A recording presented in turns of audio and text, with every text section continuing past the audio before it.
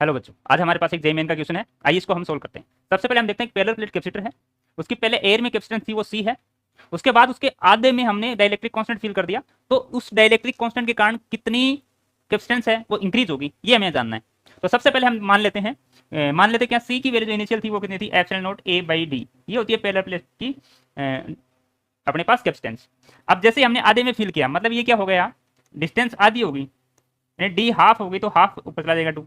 एक तो ये पार्ट हो गया जो हमारे पास वैक्यूम का पार्ट है। जो मीडियम का पार्ट देखें वो कितना हो जाएगा, 2 epsilon not a by D, और डाइलेक्ट्रिक कांस्टेंट कितना है उसका 5। ये दो पार्ट हो गए।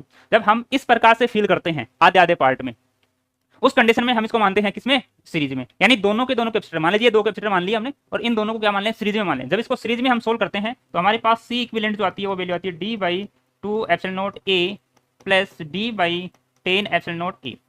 अब इसका हम एलसीएम लेंगे तो आएगा 10 एप्सिलॉन नॉट ए। अब यहाँ से इसको हम सोल्व करेंगे तो ये 5 है, ये 1 यानी 6d।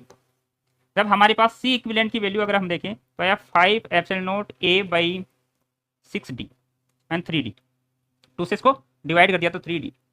ये वैल्यू आई अपने पास। पहले कितनी वैल्यू थी, पहले ये वैल्यू थी, अब ये वैल्यू आई है। कितना इंक्रीज हुआ है तो देख लेते हैं इंक्रीमेंट। देखो इंक्रीज कितना हुआ इसमें, तो इंक्रीज जो है सी की वैल्यू आई है अपने पास 5 epsilon not a by D 5/3 minus 1, यानी 2/3, यानी 2/3 का परसेंटेज निकालते हैं दोस्तों। भाई अपॉन में ये लिखेंगे ना इनिशियल वैल्यू, तो हमने डायरेक्ट लिख दिया 2/3।